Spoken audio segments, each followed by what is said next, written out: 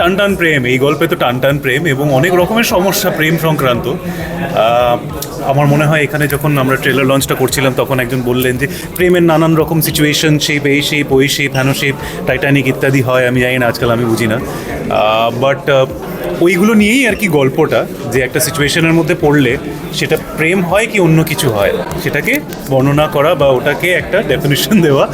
একটা ক্রাইসিস, লোকেদের mid life crisis হয়, আমাদের প্রেম ক্রাইসিস হয়। তো মানে এটা হচ্ছে প্রেম ক্রাইসিস নিয়ে গল্প, চারজন চরিত্র প্রেমে হাবুডুবু খেয়েছে, জীবনে মতো খেয়েছে, আর কোনোভাবেই কোনো রকমে আর কি নিজেকে বাঁচিয়ে উঠছে বা বাঁচাতে পারছে না বা সিচুয়েশনের মধ্যে পড়ে যাচ্ছে, সেটা নিয়ে it's a comedy of errors. নির্ভেজাল গল্প, অত ভাবার কিছু নেই। পাতি আমরা যেরকম খাবার খেতে খেতে ভালো ভালো সিরিজ দেখতাম, ফ্রেন্ডস জাতীয় সিরিজ দেখতাম, ওরকমই একটা সিরিজ, বলছি না একটা ফ্রেন্ডসের মতন, বাট ওরকমই একটা সিরিজ। মজা লাগবে দেখলে, ইউল হ্যাভ ফান, ভালো লাগবে, ইউল ফিল সামথিং, একটু হালকা একটু ব্যথা লাগবে, একটু কিছু কথা মনে পড়বে, কাউকে পেটাতে ইচ্ছে করবে, আমার দাদার কথা মনে পড়বে, ওইসব হবে আর কি।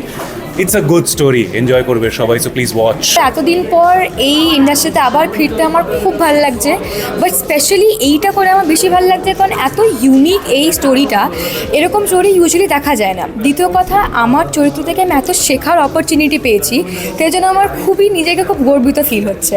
আমি খুব খুব এক্সাইটেড এটার জন্য। আমি হচ্ছি পারুল চরিত্রে, প্রধান যিনি হয়েছেন তার আমি মেয়ে, আর আমি হচ্ছি পুষানদার গার্লফ্রেন্ড।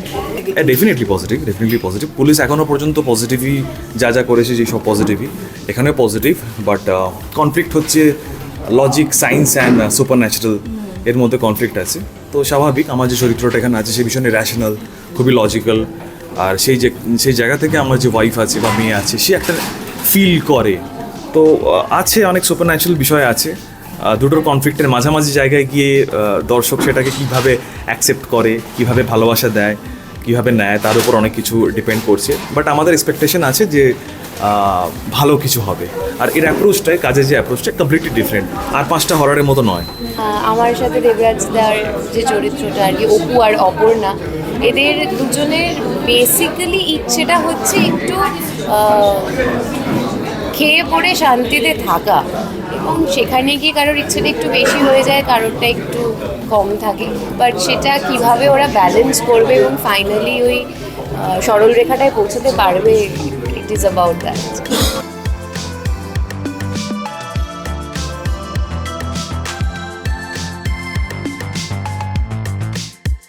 গল্পটার ব্যাপারে তো খুব বেশি বলা যাবে না, কিন্তু সত্যি মানে কন্টেন্ট, যেহেতু আমাদের এখন কন্টেন্টে আমরা যে ডেটা স্রোতটা দেখতে পাই ওটিটিতে বা সবটাই হচ্ছে সেক্স, ভায়োলেন্স, একটা শহুরে কনস্ট্রাকশন, সেখান থেকে বেরিয়ে অনেকটা রিফ্রেশিং এবং অনেকটা রুটেড গল্প বলা হয়। গ্রামীণ মানুষের জীবনচর্যা, তাদের সম্পর্ক, তাদের ওঠানামা, তাদের জীবিকা, এই সবটা নিয়ে একটা অদ্ভুত ক্রাইসিসের মধ্যে দিয়ে এই গল্পটা এগোয়।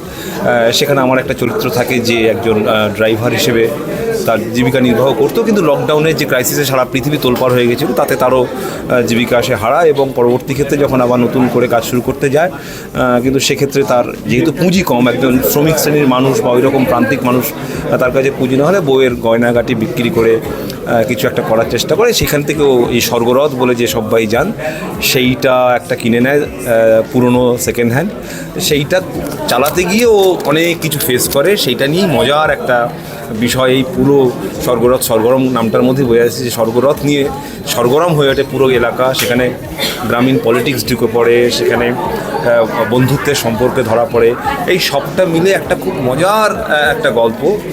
আমার অ্যাকচুয়ালি আমার দুই ছেলে, কিন্তু পাড়া আমার ছেলে প্রেম করে একটি মেয়ের সাথে, সেই মেয়েটি হচ্ছে গিয়ে আমাদের পাড়া যে মোড়ল তার মেয়ে।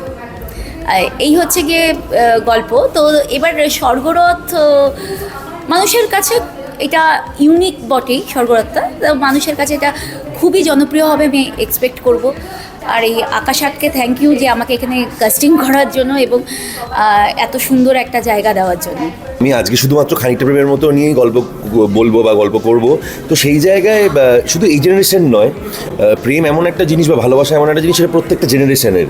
তো এখানে দুই ভাই এবং দুই বোনের গল্প দেখানো হয়েছে এবং তাদের ক্রিস ক্রস লাভ স্টোরি দেখানো হয়েছে। তো সেই জায়গায় এটা দুটো প্রজন্মেরই প্রেমের ছবি বা প্রেমের সিরিজ রাদার বলতে পারে। রাহুলের জীবনে প্রেম খুবই কম এসছে, তাই রাহুলের জীবনের প্রেম নিয়ে না আলোচনা করে আমরা খানিকটা প্রেমের মতো নিয়ে আলোচনা করি। সারা বছর আমাকে ইগনোর করতেই পারো, কিন্তু ভ্যালেন্টাইন্স ডেতে আমাকে ইগনোর করতে পারবে না। তো 13 এবং 14 দুদিনই আমার দুটো রিলিজ আছে। 13তে আমার সিনেমা আর 14তে আমার সিরিজ। তাই এই 2026-এ প্রেমের দিবসে শুধুমাত্র রাহুল মুখার্জি।